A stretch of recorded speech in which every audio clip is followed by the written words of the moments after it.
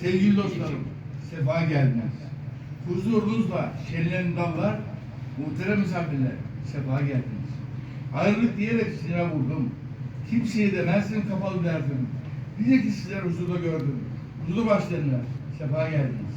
Gurbet diye şiirler yazdım.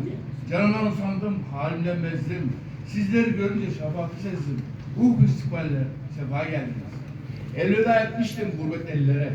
Kapılmıştım bozulan sellere. Hidayet erişim dillere. Halini anlayanlar, sefa geldiniz. Kahırla kalemi almıştım ele. Kızmıştım düğüne, bayram ile. Rüyamda gülmeyi ummazdım hele. Seyir sevinçlerim, sefa geldiniz. Evet, bir tane mi kaldı? Kapı maçta giren yok. Kapı maçta giren yok derdim. Ahvalim, hatırım soran yok derdim. Siz araya girince kapattı işte hocam.